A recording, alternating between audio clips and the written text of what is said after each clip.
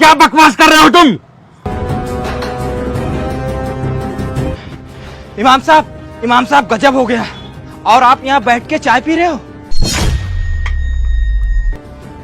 क्या हो गया? आपको नहीं पता, पूरे शहर में खबर फैली हुई है, मस्जिद के इमाम ने ईसाई धर्म कबूल कर लिया। क्या बकवास कर रहे हो तुम? नहीं इमाम साहब, ये बात सच है, मैं कोई बकवास नहीं कर रहा हूँ आपसे। अगर तुम सही कह रहे हो तो मैं अभी जाता हूँ शख्स के पास और पता करता हूँ उसके बारे में। तुम्हें पता चला मस्जिद के इमाम ने ईसाई धर्म कबूल कर लिया है? हाँ, मुझे पता चला। ये पूरी खबर आग की तरह फैल चुकी है पूरे शहर में। मेरे भाइयों, मुझे इस चीज का इल्म है, लेकिन आप लोगों से दरख्वास्त है कि इस बात को आप अपने तक ही रखिए। इसको आप लोग लबे सड़क पे खड़े होके अफवाहों में तब्दील मत करिए। मैं तहकीकात करने जा रहा हूँ, आप लोग बिल्कुल परेशान ना होइए, मुतमईन रहिए बिल्कुल। आप लोग समझदार हैं, अगर आप लोग ऐसी बातें करेंगे तो बहुत बदनामी होगी, ठीक है?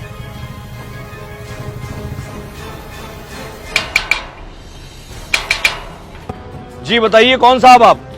1 मिनट, खोल रहा हूं गेट। ये मैं क्या सुन रहा हूं? क्या तुम ही हो वो शख्स जिसने ईसाई धर्म कबूल किया है? जी हां, मैं ही हूं वो शख्स। लेकिन आपको क्या दिक्कत है?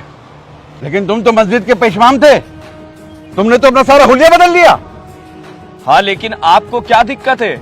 आप क्यों आए हैं मेरे पास? कोई काम है आपको मुझसे? मैं जानने आया हूं कि आखिर तुमने ऐसा क्यों किया, मुझे बताओ तुम। अच्छा, तो आप जानने आए? अच्छी बात है, अगर आप जानने आए तो सुनिए फिर मैंने ऐसा क्यों किया। अभी कुछ दिनों पहले ही की बात है कि मैं एक दिन फजर के वक्त उठने में लेट हो गया। जमात का वक्त बहुत ही नजदीक था। मस्जिद के अंदर सारे मुक्तदी यानी जो नमाज पढ़ने वाले थे, मोहल्ले के सारे लोग आ चुके थे और मैं बहुत डर चुका था कहीं ऐसा ना हो जब मैं नमाज पढ़ने जाऊं तो लोग मुझे टोक दे कि मस्जिद का इमाम अभी तक के सो रहा है पड़ा हुआ। इसलिए मैंने उनको बिना वजू किए ही जल्दी जल्दी में नमाज पढ़ा दी और फिर सारा दिन डरता रहा कि अल्लाह का अजाब मेरे ऊपर आता ही होगा, अल्लाह का अजाब आ ही जाएगा मेरे ऊपर। लेकिन पूरा दिन गुजर गया और मुझे कुछ नहीं हुआ। अब मेरी ये रोज की आदत हो चुकी थी। मैं फजर के वक्त आराम से सो के उठता और फौरन जाके उन्हें नमाज पढ़ा देता, वजू भी नहीं करता। ऐसे ही करते करते पूरा 1 महीना गुजर गया। जब मेरे ऊपर कोई भी आफत नहीं आई, कोई भी अल्लाह का अजाब नहीं आया, तो मैंने फैसला किया क्यों ना मुझे ईसाई धर्म कबूल कर लेना चाहिए। इससे ये होगा कि मुझे सुबह जल्दी उठना भी नहीं पड़ेगा और बेहतरीन मेरी जिंदगी गुजरेगी। और देखिए आज मेरे ऊपर कोई अजाब नहीं आया और बेहतरीन जिंदगी गुजर रही है। आपका क्या कहना है इस पर? तू बहुत बड़ा बदबख्त है, तुझे मालूम ही नहीं। तू समझ रहा है तेरे ऊपर अजाब नहीं आया? तेरे ऊपर तो अजाब पहले से ही आ चुका है।